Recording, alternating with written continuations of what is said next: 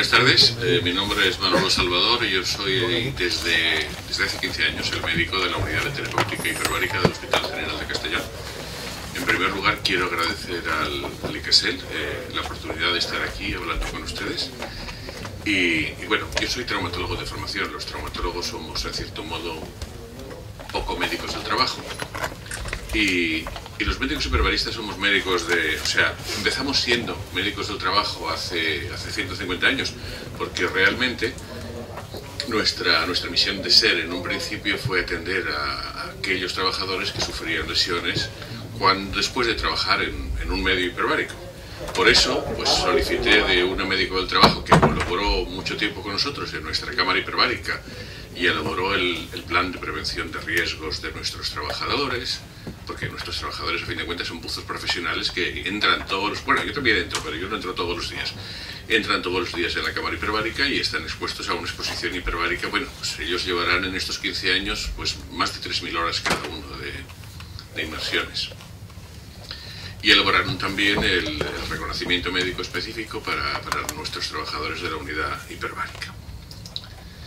Bien, como les decía, los primeros médicos que se dedicaron a esto pues fue hace poco más de 100 años, cuando los inicios de la ingeniería hidráulica y cuando ya aparecían estos síntomas de enfermedad por descompresión en los trabajadores de los cajones neumáticos, los famosos cajones de Inca, que se utilizaron en España. Yo no tengo idea de que se haya utilizado en ningún caso. En Francia y en Alemania se utilizaron, en Inglaterra también, pero en Estados Unidos fue un boom. Entonces hay grandes obras de ingeniería en los Estados Unidos que se construyeron con esta tecnología, ¿ves? Por ejemplo, el puente de San Luis, que aún existe, en el que hubo, pues fíjense, 14 muertos y 116 casos graves con secuelas por enfermedad de descompresión. Y también fue construida con esa tecnología el famoso puente de Brooklyn, donde en uno de los lados trabajaban a 18 metros, pero en el otro trabajaban a 24. Y en el lado que trabajaban a 24 hubo hasta un 25% de mortalidad. Estos obreros hacían excepcionalmente, porque en aquellos tiempos la gente trabajaba en turnos de 12 horas, estos obreros hacían solo jornadas de 4 horas. Pero a pesar de ello, como no hacían descompresiones, tenían graves accidentes. Y ello motivó pues que en Nueva York se construyera en un hospital la primera cámara hiperbárica para tratar a estos pacientes, que en un principio no fue muy bien aceptada, porque los pacientes, bueno, habitualmente se curaban con friegas de ginebra y lo que quedaba se lo bebían. Pero estas cámaras hiperbáricas consiguieron reducir la mortalidad de un 25 a solo un 2%. Bien,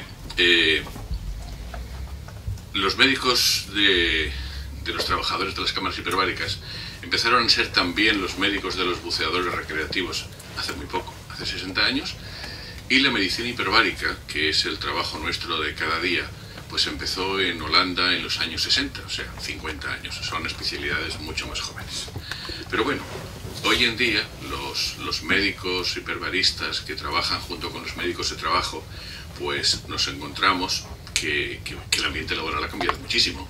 O sea, nosotros tenemos una cierta experiencia del trabajo con tuneladores de presión, donde, pues bueno, pues allí tienes diariamente, este es el equipo médico de una tuneladora de Barcelona, médicos y ATS que hacen turnos de 12 horas, porque los buzos están 3 horas, cuando penetran en el escudo de presión, en el escudo frontal, pues los buzos están 3 horas dentro, de los cuales 1 hora 55 trabajan, 5 minutos es el transfer y hacen 1 hora de descompresión con oxígeno. O sea, los famosos 180 minutos diarios. Bien, también tuvimos oportunidad de actuar como observadores hace 3 años en un proyecto de buceo con saturación que se hizo delante de nuestra cámara hiperbárica. Nosotros éramos la cámara hiperbárica de apoyo, que fue el rescate del fuel de un petrolero hundido durante nuestra guerra civil, que se encontraba entre 80 y 90 metros de profundidad. Para nosotros fue una experiencia muy interesante, nos dejaron hacer exámenes médicos y psicológicos de los buzos antes y después. Los buzos permanecían 3 semanas en un habitáculo, ahora lo verán ustedes, a 8 bares con una mezcla de helio y oxígeno al 6%. Este es el habitáculo donde estuvieron viviendo durante 3 semanas 4 buzos, y luego otras 3 semanas el resto de equipo de 4 buzos. Y bueno, en esta foto que nos ofreció la empresa, pues parece muy grande. Pero fíjense ustedes, esta es mi compañera, la doctora Predoyu, dentro del complejo hiperbárico. O sea, este complejo hiperbárico es una cámara hiperbárica de 1,80. O sea, imagínense la preparación psicológica que tenían estos buzos para poder estar ahí dentro durante 3 semanas y no terminar a torpes. Y hacer su trabajo como lo hicieron a la perfección.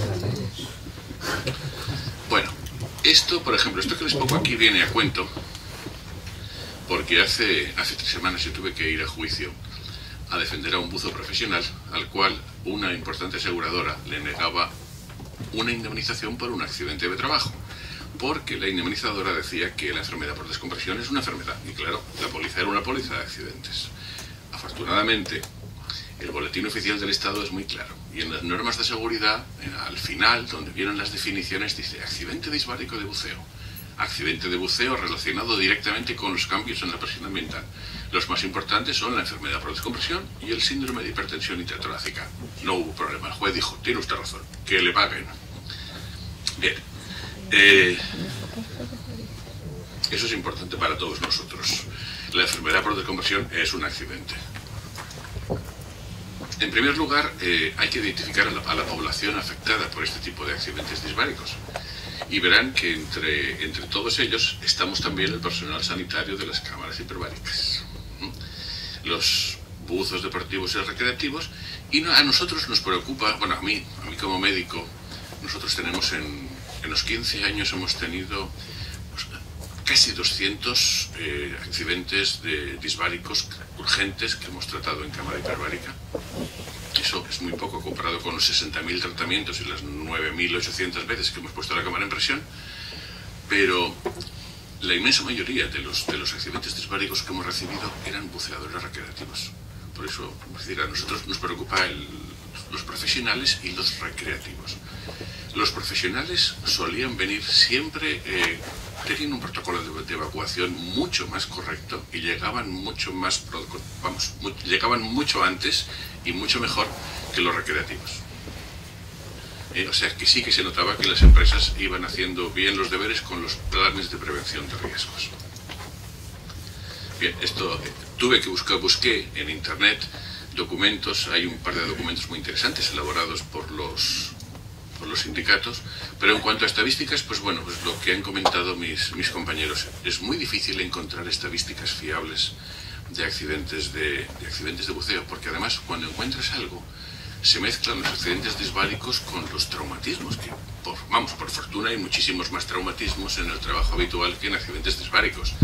En las tuneladoras, por ejemplo, lo habitual eran traumatismos, y traumatismos graves, porque la rueda de corte de una tuneladora tiene muchos metros de altura y está untada en un barro de bentonica, que eso, bueno, en fin, hay que ser un atleta para trepar y bajar por ahí, manejando unos rodillos que pesaban 100 kilos, los rodillos de corte, y las uñas de corte, cada uña de corte pesaba 40 kilos. Y eso lo tenían que cambiar los obreros. O sea que con frecuencia los accidentes, bueno, prácticamente todos los accidentes que hubo fueron accidentes por traumatismos graves.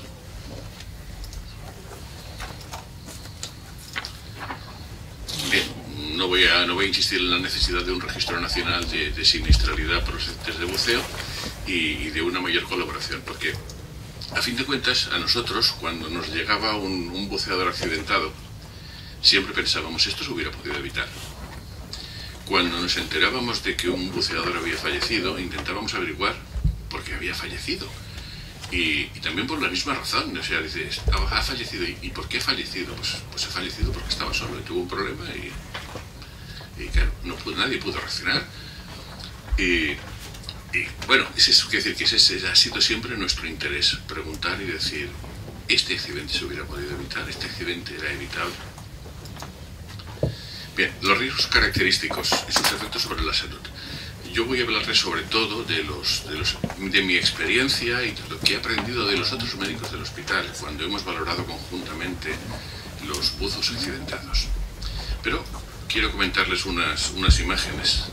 Dos de los buzos profesionales que trabajan conmigo en la cámara hiperbárica, pues bueno, se fueron un día a bucear en un pecio Y al dar la vuelta en la proa del Pecio se encontraron a este señor. Este señor era un buceador recreativo que se había perdido, que le quedaban 20 bares de aire en la botella y que estaba con un ataque de pánico increíble.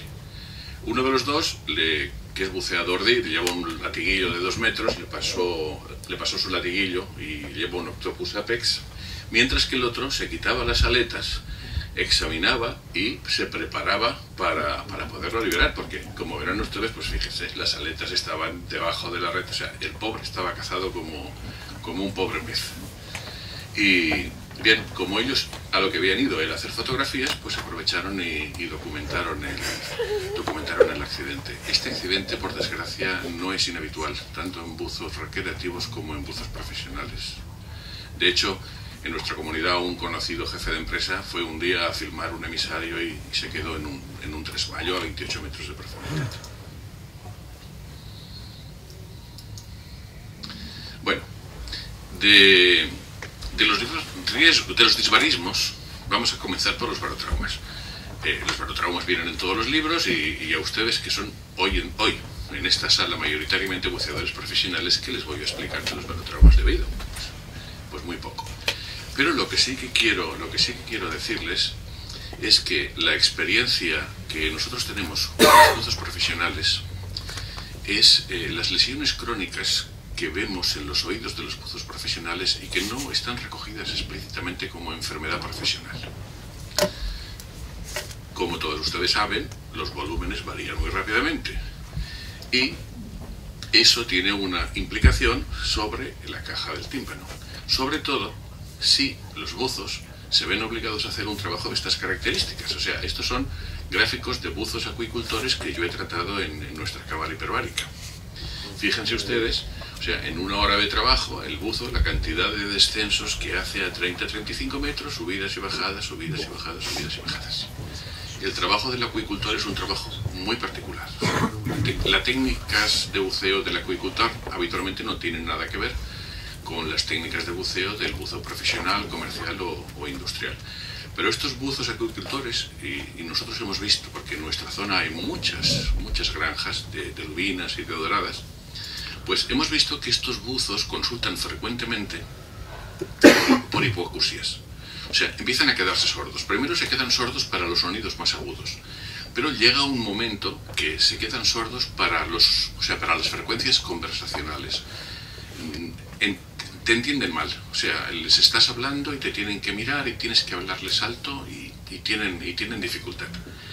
Y hay otra cosa que nos hemos encontrado con frecuencia, y es que estos buzos, después de muchos años de no tener ningún problema, llega un día que empiezan a no poder compensar y solicitan consulta en nuestra unidad, porque nosotros también no solo tratamos accidentes, sino que hacemos de médicos de los buceadores. Y vienen y te dicen: mire doctor, es que no sé qué me pasa, que yo no compenso, o sea, es que y esto a mí no me ha pasado nunca, y bajo y no puedo compensar, me tengo que esforzar y parece que compenso y bajo un poco más y no hay forma. Entonces, bueno, pues estás en un hospital grande, subes, lo ve el otorrino, le hace las pruebas correspondientes, le hace impedanciometrías, le hace audiometrías, y dice: oye, este señor está quedándose sordo. Digo: sí, ya lo sé. Y dice: no, parece que tiene una disfunción tubárica. Claro, la disfunción tubárica es un problema complicado. La disfunción tubárica es un poco como la disfunción eréctil. O sea, llega un momento que algo que funcionaba perfectamente deja de funcionar. Y es difícil volver a que funcione de nuevo. Porque la trompa de Eustaquio no es un tubo, no es una manguerita como nosotros nos imaginamos. La trompa de Eustaquio es un tubo con un sistema valvular doble muy especial. Ese sistema valvular tiene que estar cerrado y abrirse solo cuando es necesario. Porque si el sistema valvular falla y está permanentemente abierto, nosotros no oiríamos nuestra respiración, oiríamos un ruido como si estuviera alguien respirándonos detrás del oído. La gente que sufre esa patología te lo dice, oiga, es horroroso, o sea, es que no puedo ni dormir. Es el peor de todos los acúfenos. No es realmente un acúfeno, pero es el peor de todos los acúfenos que podemos padecer. Y ese tipo de lesiones tienen muy mala solución. O sea, en España yo he mandado pacientes a 2 unidades de patología tubárica y una está en Cartagena y la otra está en la Facultad de Medicina de Valencia, y realmente no me han solucionado satisfactoriamente ninguno de estos casos. O sea que en estos casos lo mejor sería prevenir este tipo de inmersiones en yo-yo tan repetidas, para evitar que los buzos no terminen, como en estos casos, con una incapacidad total por la profesión habitual. Algunos se pueden reciclar de barqueros en la misma empresa, pero la mayor parte de ellos al final son despedidos y tienen que buscarse la vida pues, con 40 y muchos o 50 y tantos años. Y por ejemplo, ¿hay alguna manera de prevenirlo, que se hagan las inmersiones, hidratándolo bastante o de alguna forma, o no tiene nada que ver con eso? Yo creo que esta disfunción tubárica se debe a los cambios de presión tan rápidos y tan repetidos. Yo les digo a los buzos, si no hay otra forma de hacer, por ejemplo, la revisión de muertos, de que subir y bajar, digo, no se puede hacer en espiral, empezando por abajo y terminando por arriba. Y te dicen, no, es que hay que hacerlo así. Esta es una de las técnicas. Esto es una técnica que inventaron los alemanes para tratar la disfunción tubárica. Que, bueno, es un sistema bastante bárbaro. O sea, te meten un globito con endoscopia, hinchan el globito y luego sacan el globito. Pero no es un problema de estenosis, no es que se haya quedado estrecha la trompa. Es que la trompa ya no se cierra y se abre ante los estímulos de presión como debería hacerlo. En nuestro medio y con los buzos acuicultores se está volviendo un problema serio. O sea, el problema de las lesiones crónicas del área otorrinolaringológica, fundamentalmente la disfunción tubárica. Perdona, comentabas que no está contemplada como una enfermedad profesional. La disfunción tubárica no. Me cuesta entender, o sea, salvo por el trámite burocrático administrativo. La hipoacusia sí, pero la disfunción tubárica no. Sí, pero... O sea, por eso digo que creo que habría que cambiar la norma o las leyes en cierto sentido y contemplar.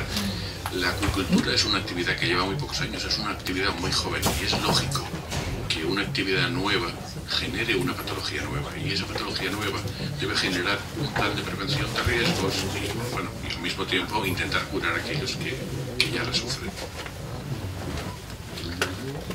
Bien, barotraumas pulmonares. Los barotraumas pulmonares y los embolismos arteriales gaseosos son la causa, bueno, como hemos visto, aparte del ahogamiento, los accidentes que llevan a fallecimientos en buceo son los barotraumas pulmonares con embolia arterial gaseosa y los problemas cardíacos, que también luego me gustará hablar de ellos. Pero, afortunadamente, no todos los que sufren un embolismo arterial gaseoso fallecen. Sufren lesiones neurológicas graves con parálisis, pero si son tratados de forma temprana, consigues una recuperación prácticamente completa, aunque siempre queda alguna pequeña discapacidad. Pero lo que voy a presentarles 4 casos, 2 son profesionales, 2 son recreativos, y estos 4 casos a mí me han hecho pensar mucho, y creo que los reconocimientos médicos de los buceadores, sobre todo de los buceadores profesionales, tienen que cambiar. Bueno, ¿qué les voy a contar de la expansión de los volúmenes? Y las causas del embolismo cerebral. Pues han comentado antes mis compañeros que el pánico, el cierre voluntario de la glotis, pero un buceador puede hacerlo todo bien, puede hacer un ascenso perfecto, aunque cabe la posibilidad que se produzca lo que se denomina un trapping, o sea, que ese aire comprimido quede atrapado en un quiste dentro de su pulmón, un quiste que puede ser congénito o puede ser adquirido. Y entonces, al ir ascendiendo, ese aire atrapado aumentará de volumen y terminará por desgarrar el pulmón. Al desgarrar el pulmón, será inyectado a través de las venas, que tienen relativamente poca presión, y por ahí llegará al cerebro. Bien, este es un caso que, además, bueno, ustedes son buzos, me llaman y me dicen, oye, tenemos un buzo con una paraplegia del hospital de Denia. Y nosotros preguntamos siempre, profundidad y tiempo. Y claro, los médicos ya se lo saben y te lo tienen apuntado. Dice, 18 metros, 25 minutos. Y tú dices, no puede ser. ¿Y la inmersión anterior? Dice, no hubo inmersión anterior. ¿Y las inmersiones del día anterior? No hubo, fue el primer día, era su primera inmersión. Dice, a ver, ¿has dicho 18 metros, 25 minutos? Dice, sí, tengo aquí el ordenador. ¿No me cuadra? Pues vale, que venga. Viene el paciente, lo metemos en la cámara, le hacemos la tabla 6 y sale exactamente igual de parapléjico que había entrado. Eso es habitual. O sea, muchos buzos necesitan 3, 4 o 5 para empezar a recuperarse. Y a la mañana siguiente vamos a recoger al paciente y nos dice la enfermera: el enfermo tiene fiebre. ¿Cómo que tiene fiebre? Sí, sí, que tiene fiebre. Bueno. Y vamos, lo vemos y tose. Y tose, y lo ocultamos. Miramos la radiografía, no sé. Vamos a pedir un TAC. Le pedimos un TAC y nos encontramos con esto. Este era un buceador recreativo. Nos encontramos esta pelota enorme, llena de aire, o sea, esto es un quiste, y nos encontramos esto que es sangre. O sea, y esto es, el quiste había sangrado y esta era la causa de que el paciente tosía y tenía fiebre. Esto es algo que muchos libros no contemplan. Un aerombolismo cerebral, perdón, un barotrauma pulmonar, además de un aerombolismo cerebral, puede dar un aerombolismo medular. Esto es un aerombolismo medular. Este señor tenía una paraplegia, no una hemiplegia, estaba paralítico de cintura hacia abajo. Este señor, al cuarto día, me empezó a mover las piernas. Este señor, hoy en día, trabaja, juega fútbol y ha tenido 2 hijos. Aunque te dice que las piernas no son como antes. Eso pasa siempre. O sea, una pequeña discapacidad siempre queda cuando has tenido un accidente muy grave, aunque haya sido tratado temprana y correctamente. Bueno, este sí es un buzo profesional. Este es un buzo que había tenido en 8 años de actividad trabajando en empresas buenas, de esas empresas que tienen la cámara hiperbárica en su barco y tal. Había tenido 3 accidentes graves, de los cuales se había recuperado bien. Los 2 primeros, bueno, pues eran compatibles con una enfermedad por descompresión, pero el tercer accidente había estado tan poco tiempo y a tan poca profundidad que no cuadraba.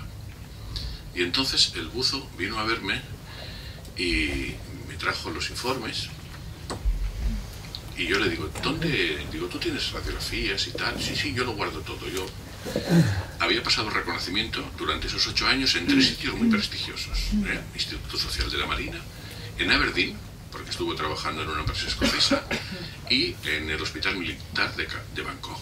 Y traía sus expedientes y traía sus radiografías. Y traes las radiografías y claro, cuando ya sabes lo que tienes que buscar, empiezas a mirar. Y yo miro por aquí arriba y digo: pues yo aquí veo unas bolitas. Aquí parece que hay bolitas. Y ampliamos y veis aquí hay una cosa que parece que son bolitas. Pues un TAC. Le pedimos un TAC y nos encontramos que efectivamente que este buzo tenía bolitas por todas partes. Entonces, yo miro las radiografías de los 3 reconocimientos que había hecho y en los 3 reconocimientos se veían las bolitas. Y las bolitas cada vez eran más grandes. Me voy a hablar con los radiólogos y les digo: oye, mirad. Y los radiólogos me dicen: hombre, sí, porque ya sabes que están, porque si no es que no se ven. Dice: no, dice, vamos, dice, tú se lo pones a un radiólogo delante, dice, y no la ve. Es una sombra muy tenue. Entonces dices: bueno, entonces ¿para qué hacemos una radiografía de tórax si hay unas lesiones tan evidentes y un radiólogo, incluso un radiólogo, es incapaz de verlas? Caso siguiente. Esta también es buceadora profesional. Una inmersión profunda y sale la muchacha con una hemiplegia. Sale con una hemiplegia, la llevan al Hospital Universitario de Tenerife. Entra en la cámara hiperbárica, este caso es de Tenerife. Entra en la cámara hiperbárica, se recomprime, sale de la cámara hiperbárica y aquello no estaba mucho mejor. La vuelven a meter el mismo día. Le dieron otra sesión por la tarde y ve que había una evolución extraña. Y entonces dicen: vamos a hacerle un TAC. Bueno, pues le hacen un TAC y sale esta enorme bulla. Esta es la misma paciente, ven ustedes la bulla. Vale. Otro caso, una recreativa. Este caso también me lo han prestado mis compañeros de aquí de Tenerife. Buceando en hierro, sale de bucear, una hemiplegia. La llevan a la cámara hiperbárica de Santa Cruz, la meten en la cámara hiperbárica, la recomprimen y la paciente mejora. pero cuando la empiezan a descomprimir empieza a empeorar, con lo cual la vuelven a comprimir y la descomprimen más lentamente poco a poco. Dicen, esto tampoco cuadra. Radiografías. Pues en las radiografías estas se ve aquí una caverna tuberculosa y aquí otra caverna tuberculosa. Era una paciente buceadora recreativa, nivel económico elevado, pero que por su trabajo tenía contacto con gente de bajo nivel adquisitivo y con enfermedades y tal. Y esta mujer en su trabajo había contraído una tuberculosis pulmonar y no lo sabía. Pero bueno, esta tuberculosis pulmonar, estas cavernas que aquí en el TAC se ven mejor, fueron la causa de que durante el buceo el aire quedara atrapado y al salir se embolizara e hiciera una parálisis de medio cuerpo. Entonces, cuando ves casos de estos, que los cuatro, a pesar de ser correctamente tratados, se trataron tempranamente, los cuatro quedaron con una cierta discapacidad. Uno de los buzos, el buzo profesional, se recicló y está... Javi Camarena. Javi Camarena. Javi Camarena se recicló y sigue trabajando dentro del buceo, pero sin poder bucear. Pero que cuando ves que esta lesión, estas lesiones pulmonares son, digamos, relativamente frecuentes y que causan discapacidades e incapacidades, dices, bueno, podríamos replantearnos que en el examen médico inicial que se le hace a un buzo profesional, en lugar de una radiografía de tórax, se le hicieran unos cortes de TAC.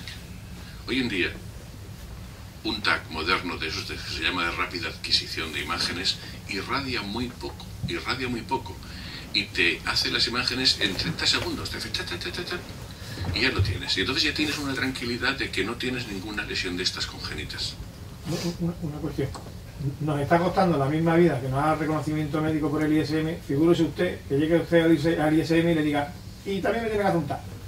El ISM es que no quiere hacer reconocimientos a los buzos que no estén embarcados.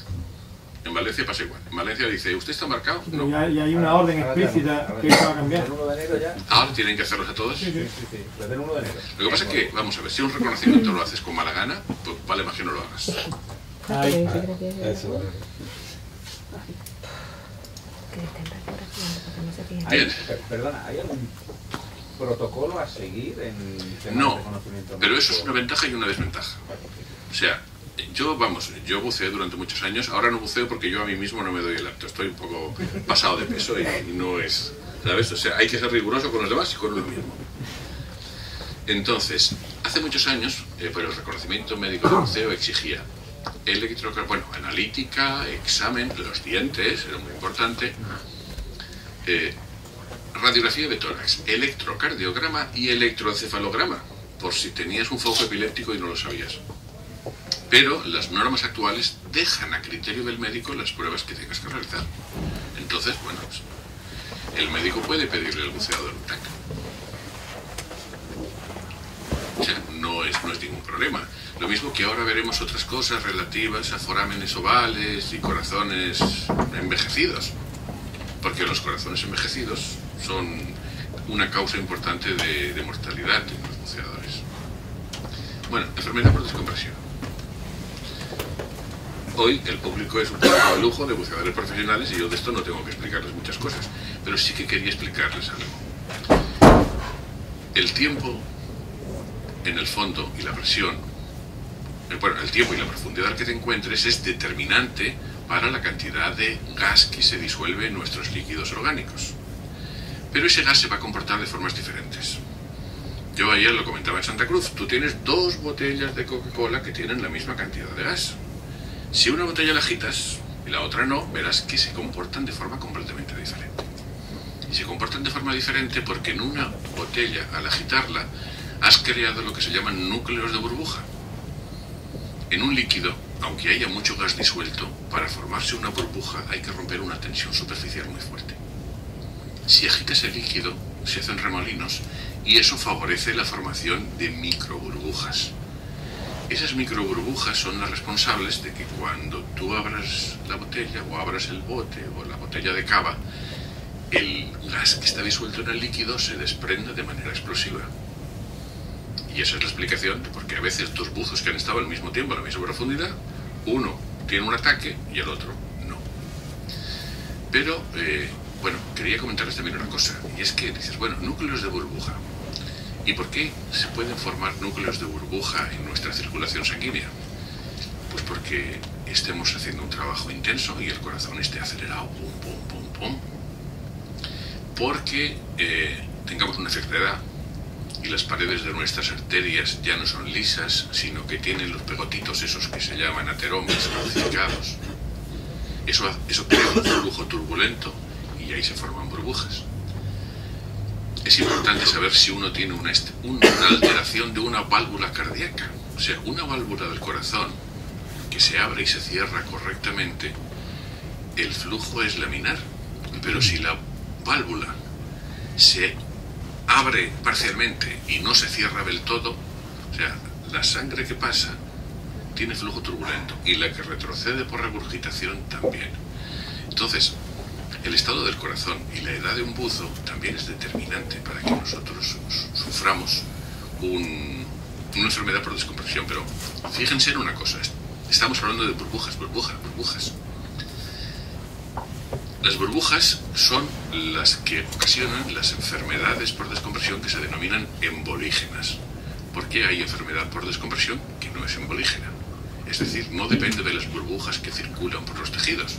Depende de que en un tejido determinado, dentro del tejido se pueden formar pequeñas burbujitas que van a producir dolor o que van a lesionar ese tejido, y si es un tejido nervioso, rápidamente nos daremos cuenta de que está ocurriendo algo. Bien, aquí tienen ustedes las manifestaciones habituales de la enfermedad por descompresión.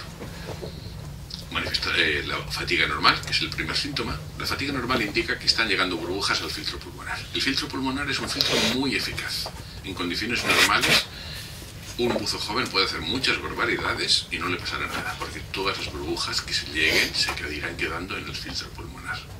Y como tiene un corazón, se supone que las válvulas cierran y abren perfectamente, y el interior de las arterias es liso y no tiene rugosidades, pues por eso a veces nos encontramos que hay buzos jóvenes que, bueno, se quebrantan y se saltan todas las normas de seguridad, no hacen las descompresiones adecuadas y sin embargo no les pasa nada, porque el pulmón es muy eficaz. Manifestaciones cutáneas y linfáticas, que ahora hablaremos de ellas, musculares, los bench y las articulaciones. El choque es cuando llegan demasiadas burbujas y te taponan por completo toda la circulación del pulmón, que da un dolor muy intenso en el pecho, y al no llegar sangre suficiente al corazón se puede perder momentáneamente la conciencia. Las manifestaciones del oído y del equilibrio es relativamente, bueno, una de las manifestaciones de la enfermedad por descompresión es que el buzo salga y cuando se sube a la embarcación y empieza a desequiparse, le da un ataque de vértigo y se queda solo. Eso es una enfermedad por descompresión también, no es un barotrauma de oído. El barotrauma de oído, cuando sales a la superficie ya lo tienes. Si sales a la superficie y estás perfectamente y te subes a la embarcación y empiezas a quitarte el equipo y entonces te da, es enfermedad por descompresión. Ese es el diagnóstico diferencial. Bueno, luego las manifestaciones nerviosas, que pueden ser centrales en el cerebro, que ocasionan parálisis de medio cuerpo, o medulares, en la médula espinal, que ocasionan parálisis de cintura para abajo. Yo en 15 años no he tenido oportunidad de ver una sola osteonecrosis disbárica. La osteonecrosis disbárica viene en todos los libros y yo creo que todo el mundo ha oído hablar de las osteonecrosis disbáricas. Yo en 15 años no he visto ninguna. ¿Y eso por qué es? Pues eso es porque hoy en día se bucea mejor y se bucea de forma diferente a como se hacía hace 40 o 50 años, cuando la osteonecrosis disbárica era muy frecuente. Yo creo que pasa lo mismo con el saturnismo, por ejemplo. Yo soy de una zona de Azulejos, y hace 40 años allí había muchísimos casos de saturnismo. O sea, gracias a Dios la prevención de riesgos ha hecho que el saturnismo prácticamente se ha erradicado, vamos, salvo casos excepcionales, o la silicosis. Pues del mismo modo, afortunadamente, la osteonecrosis disbárica es hoy en día una rareza. Yo no he visto nunca, ya les digo, no he visto nunca ningún caso. Veo muchas osteonecrosis de cadera porque soy traumatólogo, pero no de causa disbárica. ¿Ven? Esto es una osteonecrosis, pero no es disbárica. Esto es una osteonecrosis por corticoides. Bien, hoy en día, ¿qué vemos? Pues hoy en día lo que sí que vemos muchas veces es la enfermedad por descompresión no provocada. O sea, el buzo, pues recibes un buzo accidentado y cuando empiezas a preguntarle, pues resulta que la inmersión se ha realizado dentro de las normas. Sin embargo, ha habido un accidente. Y claro, es lo que denominamos, es un accidente no provocado. Pero bueno, dices no provocado en cierto modo, porque muchas veces no se ha tenido en cuenta que el buzo pues tiene más de 50 años, no se ha tenido en cuenta que el buzo pesa 20 kilos más de lo que debería pesar, y no se ha tenido en cuenta que ha tenido que realizar un trabajo muy intenso, que el agua estaba fría, en fin, todas esas cosas hacen que lo que en principio era una enfermedad por descompresión no provocada, sí sea provocada. Y de esas enfermedades por descompresión las podemos dividir en dos grupos. A mí me gusta mucho la enfermedad por descompresión embolígena, porque es muy bonita de explicar. O sea, el buzo sale del agua y comienza a desequiparse y, bueno, como han visto en la primera diapositiva, o sea, se encuentra más fatigado de lo normal. Las burbujas, ya están llegando las burbujas al filtro pulmonar. Si le pusiéramos esos aparatitos que se llaman saturímetros, veríamos que ya no satura el 98, que satura el 94, 93, 92. Y eso le da fatiga, porque la sangre ya no se está oxigenando correctamente. Pero claro, siguen llegando las burbujas y entonces empieza a taponarse todo el pulmón. O sea, el filtro se tapona. Y el buzo habitualmente se echa las manos al pecho. Y claro, incluso si el choque, el taponamiento es excesivo, el corazón deja de recibir la cantidad adecuada de sangre. Incluso el buzo pues tiene un síncope y dolor en el pecho, síncope, todos los que están alrededor, infarto de miocardio. Eso yo lo he visto, lo he vivido hasta con un compañero mío que llegó al hospital y dijeron infarto de miocardio, buceando y tal. Y el hombre dice, no puedo mover las piernas. Efectivamente, o sea, ¿por qué no podía mover las piernas? Porque cuando el pulmón se tapona de burbujas, esas burbujas tienen que pasar por algún sitio. ¿Y por dónde se van? Pues se van por una cosa que llamamos el plexo de Watson, que son las venas de la médula espinal. Se meten las burbujas por las venas de la médula espinal y claro, lo que en un principio era un taponamiento de burbujas en el pulmón, acaba siendo una paraplegia. Pero las burbujas en ocasiones no son detenidas en el filtro pulmonar, porque es en cierto modo fisiológico que la sangre venosa y la sangre arterial se mezclen en algunos puntos, que es lo que se llaman shunts, que son pequeños atajos por donde en algunos sitios la sangre venosa pasa a la sangre arterial directamente sin oxigenarse en el pulmón. Y de esos shunts, el más famoso es el foramen oval permeable, que ahora hablaremos largo y tendido de él. Bien, las burbujas pueden pasar el filtro pulmonar, eso está demostrado experimentalmente. Siempre hay burbujas, en mayor o menor grado, y esas burbujas se quedan en el filtro pulmonar, y si cuando una persona sale de bucear hace esfuerzos, se ha visto que al hacer el valsalva las burbujas pasan, en pequeñas cantidades, pero pasan. Y esas pequeñas cantidades pueden dar sintomatología. Pueden dar algunas manchitas, no muchas, algunas manchitas cutáneas en la piel, picorcitos, o pueden dar, por ejemplo, una sordera.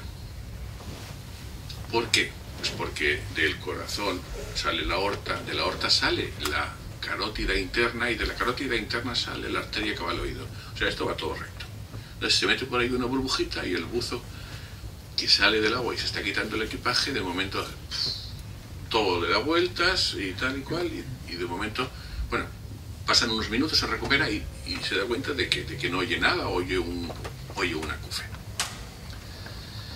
Y esas burbujas que suben por la carótida son también las responsables de las lesiones centrales de los buzos, que además es muy curioso, porque si coges la estadística de hemiplegias de los buzos, mayoritariamente son hemiplegias derechas. ¿Por qué? Pues porque la parte izquierda del cerebro es la que controla la parte derecha del cuerpo y las burbujas suben de preferencia por la carótida izquierda. y produce hemiplegias derechas, que encima son más invalidantes que las hemiplegias izquierdas.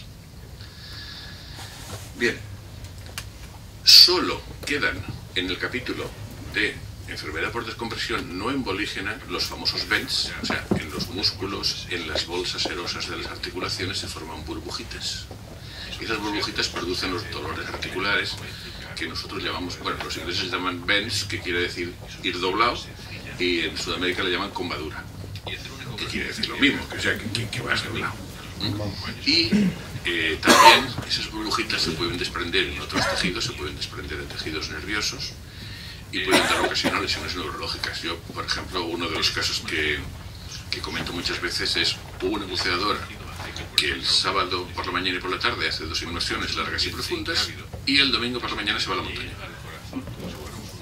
Y cuando llega a 1000 metros de altura se le empieza a dormir el brazo. Y cuando llega a 1200, 1300 metros de altura empieza a notar que el brazo lo tiene tonto. Y entonces se acuerda de que el día anterior estuvo buceando y que no debía estar a esa altura. Entonces coge, la baja, y cuando llegó al hospital estaba hemipléjica. O sea, la hemiplegia había ido progresando y ya no solamente el brazo, era la pierna. Y esta muchacha, por fortuna, lo recuperó por completo. O sea, absolutamente no le quedó ninguna discapacidad. Esa no es embolígena. Esa enfermedad por descompresión tardía, esa es la que se forma por generación de burbujas en un tejido a causa de una bajada brusca de la presión ambiental. Bien, la enfermedad embolígena se ve extraordinariamente facilitada si existe un shunt, y el shunt más frecuente es el foramen oval. Pero, bueno, si nos vamos a los datos de las autopsias, resulta que lo de tener un foramen oval, eso es frecuentísimo. O sea, fíjense ustedes, entre los 30 y los 40 años un 25%. O sea, esto querría decir que un 25% de los buzos, pues con mucha frecuencia, tendrían enfermedades por descompresión embolígenas. Porque a pocas burbujas que se formaran, las burbujas pasarían por el foramen oval y les darían sintomatología. Pero bueno, esto no es así. ¿Y por qué no es así? Pues porque yo quisiera explicarles que tener un foramen oval permeable no es sinónimo de tener una enfermedad por descompresión. O sea, no es lo mismo. Y esto es así, pues porque hay muchos tipos de forámenes ovales, de muchas formas y de muchas características. Y no todos los forámenes ovales facilitan el paso de burbujas al otro lado. Aunque si el médico cardiólogo quiere probar si pasa, te inyecta un contraste, te hace un valsalva, mira y dice, pues sí, al final ha pasado burbujas. Pero eso no quiere decir que en tu trabajo de todos los días las burbujas habitualmente pasan por ahí. Y no pasan, pues por eso, porque si tienes la suerte de tener un foramen oval que sea de los no sintomáticos, puedes bucear durante muchos años y no tener ningún problema. Porque la dinámica de los fluidos o del flujo de sangre dentro de la aurícula derecha es muy complicada. Cuando nosotros estamos en el abdomen de nuestra madre, el foramen oval cumple una función, y es que como el pulmón, estamos dentro de un líquido y el pulmón no sirve para nada, no oxigena, pues ¿para qué va a dar la vuelta a la sangre por los pulmones? O sea, el 90% de la sangre pasa por el foramen oval, solo un 10% pasa por el pulmón.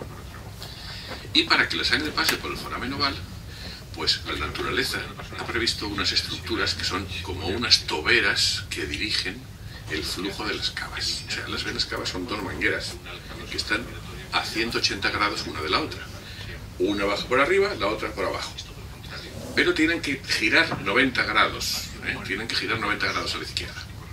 Y entonces la naturaleza construye unas estructuras que son como unas toberas que dirigen ese flujo. La de arriba se llama la cresta terminal y la de abajo se llama la valva de Eustaquio. Cuando nacemos, esas estructuras en teoría se van a reabsorber, pero no se reabsorben en todos los casos y no se reabsorben del todo. Esa es una de las causas, o sea, la persistencia de las valvas o de la cresta terminal es una de las causas que favorecería que la sangre se vaya hacia el tabique. Pero hay algo muy importante y que yo no lo sabía, pero los cardiólogos lo sabían desde hace muchísimos años. Entre mis accidentados me llegan buzos que tenían una experiencia. Yo recuerdo a uno que tenía 6.000 inmersiones. Y me dice, ojo, que yo de las 6.000 tengo más de 1.000 inmersiones por debajo de 60 metros con aire comprimido, uno de estos y nunca había tenido un problema. Y dice, con una inmersión de 20 minutos a 30 metros, o sea, yo me quedo parapléjico. También se recuperó, pero bueno. Y el hombre no lo entendía. Entonces, bueno, pues esto dices, no me cuadra. Lo llevamos a los cardiólogos, le inyectan suero agitado con un poquito de sangre, le ponen aquí la sonda del ecógrafo y me dicen, mira, te tiro un foramen oval de libro. Y el hombre dice, pues llevo yo toda la vida buceando. Y el cardiólogo dice, sí, pero claro, usted ahora tiene 50 y tantos años, usted pesa 20 y tantos kilos más y el corazón gira. ¿Cómo que el corazón gira? Y yo le digo, ¿el corazón gira? Y me dice, sí, no lo sabía. Y yo, no. Dice, el corazón gira. Dice, cuando envejecemos, cuando engordamos, dice, la posición del corazón puede variar. Si la posición del corazón varía, la dirección de las cavas ya no es así, sino que se angulan. Y entonces el chorro de las dos se suma. ¿Y contra qué va? Va contra el foramen oval. Dice, primero lo distiende, lo dilata, dice, y puede conseguir abrirlo. Dice, y un foramen oval que estaba cerrado, pues un buen día se abre y empieza a dar sintomatología. Digo, anda, pues yo eso no lo sabía. Dice, hombre, vienen todos los libros de cardiología. Entonces, claro, entonces yo entendí, digo, pues ya entiendo yo porque he tenido 2 o 3 casos. Uno será uno que había sido campeón de España de pesca en apnea, que a los 50 años el hombre dice, pero bueno, ¿qué me pasa a mí? O sea, que en un mes he tenido 2 accidentes embolígenos. O sea, después de 50 años, o sea, después de 30 años pescando en apnea y siendo campeón de España, pues efectivamente lo examinamos, el foramen oval se le había abierto. Bueno, mirad, esto es un caso que tuvimos allí de manchas cutáneas. Tenía un foramen oval, era un aspirante a buzo profesional, y quería ser buzo, se le intervino, se le puso un Amplatzer y hizo el curso de buzo y está trabajando de buzo profesional. Este es cómo se hace el diagnóstico del foramen oval, inyectando burbujitas, suero con burbujitas, suero agitado en una vena del antebrazo, y viendo si cuando primero se mira si pasa espontáneamente y luego se le pide al buzo, pero que haga un valsalva, pero un valsalva con el vientre, no haga una maniobra de freno, sino haga usted fuerza, como si fuera y se mira si pasa. En ocasiones sabemos que las burbujas pasan, pero no encontramos el lugar por donde pasan, porque no pasan por el corazón. Y en ese caso se le hace al buzo un Doppler transcraneal. Se le coloca aquí, se hace lo mismo, pero se le coloca el ecógrafo aquí, encima de la cerebral media. Y entonces, pues bueno, pues hay varias posibilidades: que pasen pocas burbujas, que es esto, patrón ligero, que pasen bastantes burbujas o que pasen muchísimas burbujas. Si no está en el corazón, si esto es positivo y no está en el corazón, probablemente el shunt esté a nivel del hígado o a nivel de las venas broncopulmonares. Ahí es mucho más difícil de averiguar, porque habría que hacer pruebas muy desagradables y complejas.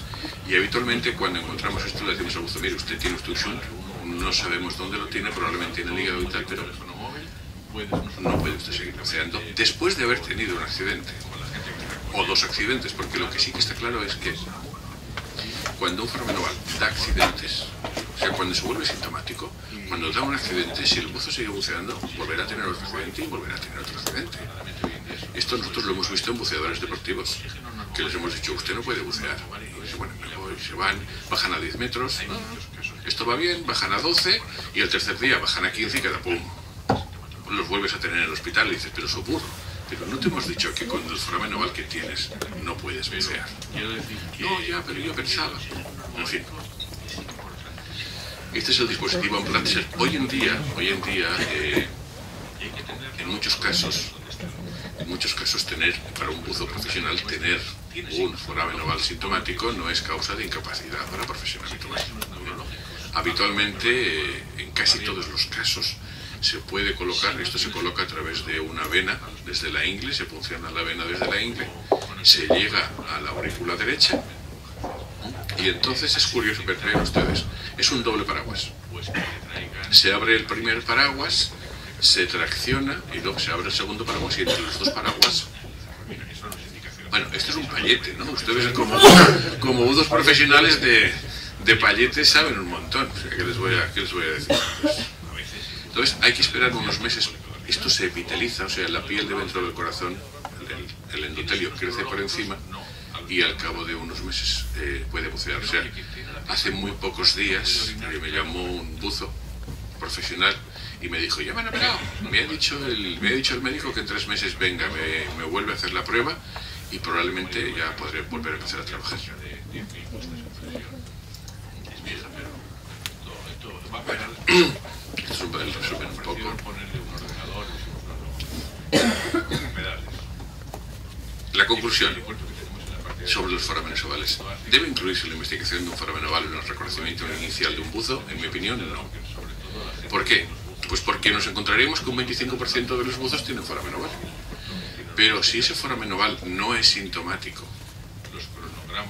¿para qué vamos a hacer un reconocimiento? Lo que sí que es interesante, y ahora lo comentaremos, es, como decíamos, a partir de los 45 años hay muchos problemas cardíacos en los buceadores.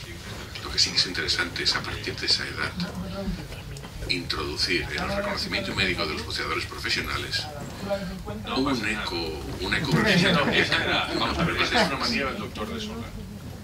una prueba de esfuerzo de 6 METs. O sea, el MET es una unidad de trabajo. Se expresa en vatios o en julios. 3 METs es una persona caminando ligero. 9 METs es una persona corriendo.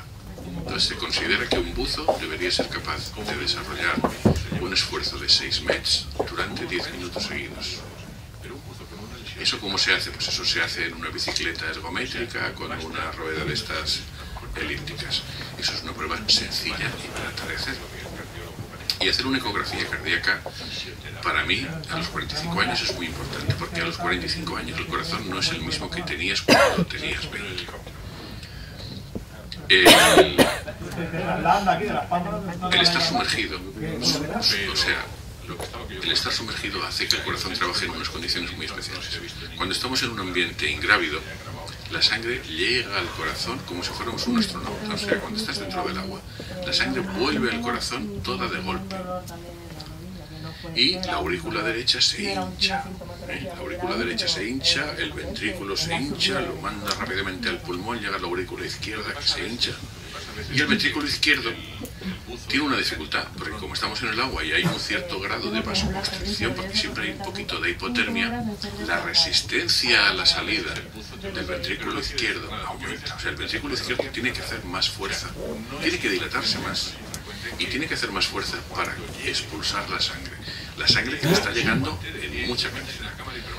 Como en muchos casos no puede echar fuera toda la sangre que le está llegando, la presión de la aurícula derecha, o sea, la presión retrógradamente aumenta. La aurícula derecha aumenta la presión y las venas pulmonares aumentan la presión, ocasionando lo que se dice una hipertensión pulmonar. Entonces, todo eso, esas circunstancias del corazón que no puede, llega un momento que se produce una arritmia, se pierde la sincronización entre la aurícula y el ventrículo. Todas estas causas pueden producir un accidente grave con resultado de muerte, con resultado de ahogamiento en un buzo profesional. Y hoy en día, con la tecnología médica que tenemos, que no es la tecnología de las normas de seguridad del año 97, deberían ser estas exploraciones incluidas en el reconocimiento profesional de todos los buzos a partir de los 45 años, en mi opinión. Yo creo que esto serviría para prevenir muchos accidentes. 5 minutos, vale. De la toxicidad de los gases respirados no les voy a decir nada porque ustedes ya lo saben. Lo único que quiero hacer hincapié es la poca importancia que se le da a la hipercapnia. No en el ambiente profesional, pero sobre todo en el ambiente del buceo recreativo. La gente no sabe lo que es la hipercapnia. Yo siempre, cuando íbamos a bucear o cuando tenías gente joven, le decías, mira, por lo que más quieras, o sea, no pierdas el ritmo respiratorio. Es fundamental no perder el ritmo respiratorio. O sea, si tú observas que te apartas un poco de nosotros y te quedas solo, tranquilo. Tranquilo, no te pongas a nadar como un loco contracorriente intentando alcanzarnos, porque empezarás a jadear. Y si empiezas a jadear y pierdes el control, los reguladores y los espacios muertos de las tráqueas no están hechos para respirar a una frecuencia elevada. Y empezarás a cargarte de carbónico, empezarás a encontrarte mal, tirarás para arriba y puedes tener un accidente grave por un barotrauma pulmonar. Pues, habitualmente, cuando una persona tiene una crisis de ansiedad y se pone a respirar rápido, aquí, lo que hace es eliminar mucho carbónico, hace una alcalosis respiratoria que se llama, y empiezan a quedársele las manos así agarrotadas. Pero bajo del agua es todo lo contrario, porque si respiras rápido, el espacio muerto que tienen los equipos respiratorios de los buzos hace que la ventilación sea ineficaz. O sea, el aire viciado ya no sale. El aire viciado lo que hace es subir y bajar, subir y bajar, subir y bajar. Y entonces empezamos a retener carbónico, y cuando retenemos carbónico, el centro respiratorio se dispara y aumenta la frecuencia de la respiración. Entonces es un círculo vicioso que el buzo que pierde el control de la respiración se puede ahogar. Y de hecho, todos los años hay ahogamientos de buzos profesionales y recreativos por hipercambio. Hay un síntoma de saturación a partir de los 130 metros, que con el momento que pierdas el ritmo respiratorio, la presión parcial de oxígeno ser tan baja, respirando con helio, los italianos le llaman afán. Tu pulmón se llena de gas, pero no eres capaz de recuperarlo. Claro, eso los profesionales lo tenéis a mucha profundidad, trabajando con umbilicales y tal, pero un buceador recreativo lo puede tener incluso en un bautismo de buceo. O sea, nosotros hemos visto casos de bajar a un buceador recreativo a un bautismo y bajarlo a una profundidad poco adecuada, y ponerse nervioso y entrarle ansiedad y ver que le sube un poquito el agua por la máscara y empezar y bueno, y lo que comentaba Fernando, o sea, cuando un buceador le entra el pánico y quiere tirar para arriba, como un panda así de grande, es imposible sujetarlo, y te sale el hombre hacia arriba y sufre un barotrauma pulmonar y puede quedar hemipléjico o puede fallecer. Depende de dónde estés. Vamos a ver, si estás en la rada de las Palmas... Bueno, no voy a hablar de buceo recreativo, porque en fin, hoy el público no es de buceo recreativo. Yo lo único que quería decir del buceo recreativo era que a nosotros nos preocupa, que nos preocupan los turistas también, porque hay que hacer un plan de prevención de riesgos para los profesionales de los centros recreativos de buceo, que muchas veces están en unas condiciones muy precarias. Pero hay que hacer también un plan de prevención para los clientes, para los turistas, que muchas veces esto se olvida. Y como no me queda tiempo, voy a comentar solamente esto. En nuestra comunidad autónoma, a nosotros nos obligan a hacer la prueba de tolerancia a la presión y al oxígeno. Nosotros ya dijimos a la autoridad competente que esta prueba no servía para nada, pero la autoridad competente dijo, no, pero ustedes la tienen que hacer. Entonces, bueno, pues todos los aspirantes a buzo profesional de nuestra comunidad autónoma pasan por la cámara hiperbárica. Además, muchas veces vienen y no han empezado aún a ir al agua y entonces no saben ni compensar, es un problema. Y les hacemos la prueba como viene en la primera edición del manual de la US Navy, del año 60. Porque en los siguientes manuales de la US Navy ya no está. O sea, no la busquéis ni en el 2, ni en la 3, ni en la 4, ni en la 5, ni en la 6. Solo está en la primera edición. ¿Y qué decían los americanos? Pues bueno, pues que había que coger a la gente y bajarla a 100 pies. Los bajamos a 100 pies, les ponemos unos test, los bajamos a 100 pies habitualmente ellos dicen que en menos de 10 minutos. Bajamos a 100 pies en 10 minutos y durante 10 minutos tienen que hacer una serie de test. Bueno, pues hacemos una Realizan una serie de test, luego los llevamos a 60 pies, que son 18 metros, estaremos 20 minutos con oxígeno y nada. Entonces siempre hay un médico dentro de la cámara con ellos y afortunadamente pues, todos los casos que hemos tenido el año pasado, la prueba de tolerancia a la presión, la prueba de tolerancia al oxígeno, o sea, quiero decir que nosotros lo hacemos por imperativo legal y porque la Comunidad Valenciana, pues en otras comunidades sé que esta prueba en teoría debería realizarse, pero no se realiza. Yo creo que somos la única comunidad en España que hace la prueba de tolerancia a la presión y el oxígeno. Bueno, 5 minutos. Vale. No hablaré del tratamiento de los accidentes por descompresión, pero sí que quiero comentar un poco qué hay que hacer en caso de un accidente. Nuestro protocolo en caso de accidente es muy sencillo.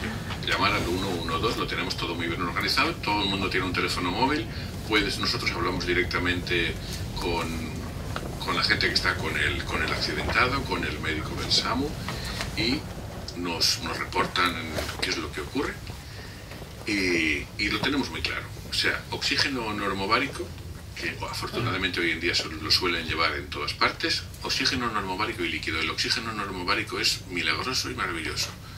Hay muchos casos de accidentes que empiezan a poner el oxígeno y cuando el paciente llega al hospital, la sintomatología ha desaparecido por completo o casi por completo. Eso sí, la tabla 6 no se la quita a nadie. Pero quiero decir que el oxígeno normovárico es importantísimo. O sea, no es un recurso que dices, bueno, si lo tengo se lo pongo. No, hay que tenerlo. Y hay que tenerlo donde está el buzo. Y después la pregunta clave nuestra es, ¿tiene signos neurológicos o no tiene signos neurológicos? Si tiene signos neurológicos, a la cámara hiperbárica por la vía más rápida. Si no tiene signos neurológicos, al hospital más cercano. Como con el teléfono puedes hablar con el médico del SAMU, con el médico de urgencias. Así evitamos, como ha pasado en otras ocasiones, pues que te traigan pacientes que no son indicación de cámara hiperbárica. O sea, te traen un paciente que dice, es que le queda la voz como el pato Donald. Le dice, pues mira, eso no es indicación. O sea, eso no se mete en cámara hiperbárica, eso se le pone oxígeno para que se desnitrogene antes, llévalo al hospital más cercano. O a veces el buzo sale de bucear y tiene un cólico de riñón. Y dice, estoy doblado y tal, y ay, qué dolor, qué dolor. ¿Tiene signos neurológicos? No, al hospital más cercano. Dice, no, oye, que tiene la pierna como tonta, que no puede orinar, tráelo para Capitando. Bien, estas son las cámaras hiperbáricas multiplaza que hay en el territorio nacional. Esta es la cámara hiperbárica nuestra, que llevamos ya cerca de 10.000 puestas en presión. Es vieja, pero esto va a pedales, pero no falla. O sea, nos ofrecieron ponerle un ordenador y dijimos, no, con pedales. Este es el helipuerto que tenemos en la parte de atrás del hospital. Esto hace que, bueno, pues nuestra cámara hiperbárica esté muy solicitada porque sobre todo la gente de los los helicópteros de salvamento marítimo, como tienen allí el helipuerto y tienen un hospital de nivel, pues nos traen todo lo que hay. Los cronogramas donde se ve las distancias y los tiempos desde los puntos más lejanos de la Comunidad Valenciana a nuestro hospital. Y esto, pues bueno, esto es un gráfico que compuse para ver un poco las distancias aquí en las islas. Y a partir desde la cámara hiperbárica del Hospital de Santa Cruz. Una preguntita.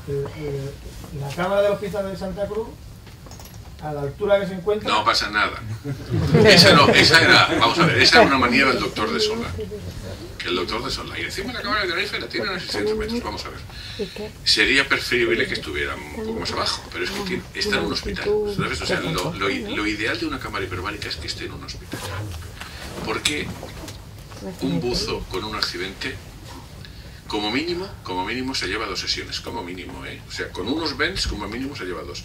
Pero un buzo con una lesión de paraplegia o hemiplegia, va a estar recibiendo sesiones a lo mejor durante 2 o 3 semanas.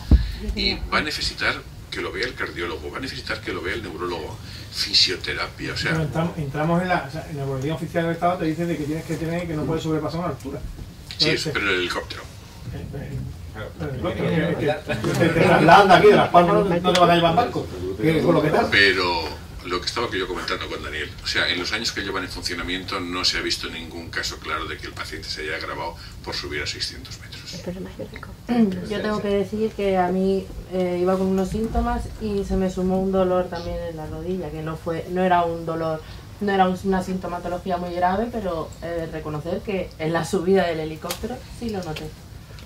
Lo que pasa a veces es que el buzo te lo traen tan pronto.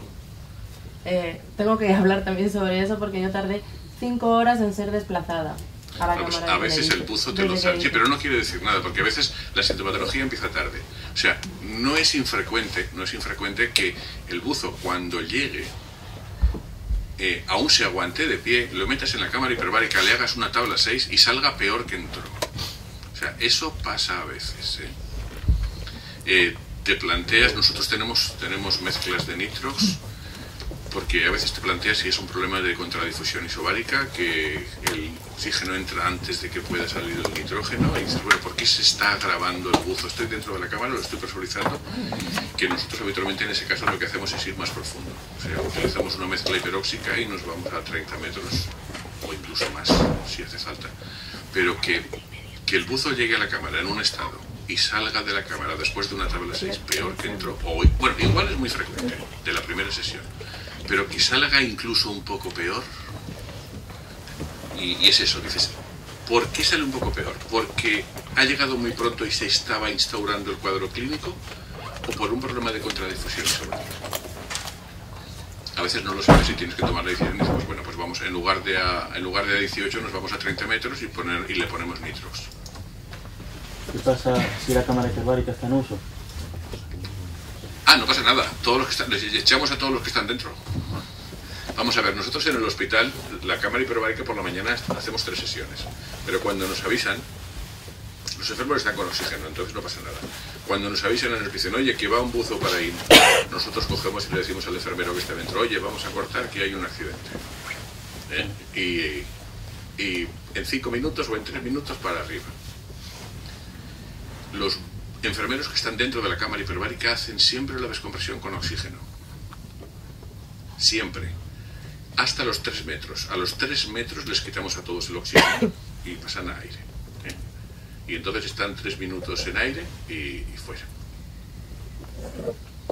Bueno, como yo doy la charla por finalizada, porque lo del buceo recreativo, pues creo que no es el foro adecuado para hablar de él.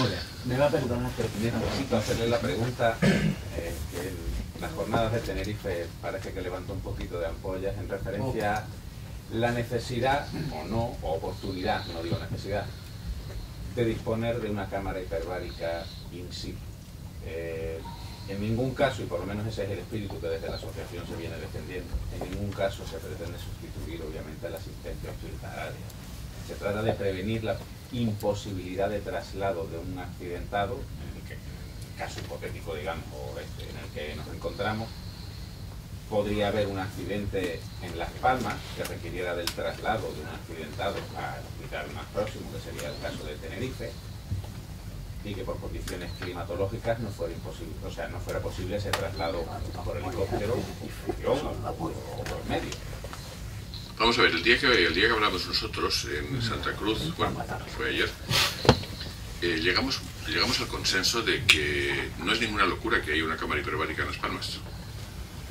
En cierto modo, porque las cámaras hiperbáricas, que ese fue mi lema desde el primer día que comencé a trabajar en Castellón, para que una cámara hiperbárica funcione bien tiene que funcionar todos los días y el equipo tiene que estar entrenado.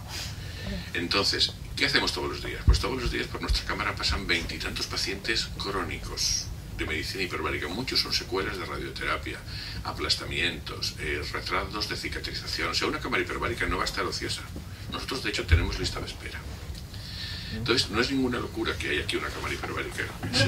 Yo creo que a lo que se refiere Daniel es durante operaciones de buceo. Aquí hay una cámara hiperbárica dentro del barco. Dentro del barco, cantil del muelle o donde sea, que in situ, sobrepasando ciertas cotas, ciertas profundidades, tengamos in situ una cámara, pues te sale un tío con un palo y hablando en algo de recomprimirlo nosotros siempre con el apoyo de un médico, claro. Depende de dónde estés. Vamos a ver, si estás en la rada de Las Palmas no le veo sentido. O sea, sí, si estás aquí en... Yo no le veo sentido que hubiera una cámara hiperbárica aquí en un barco.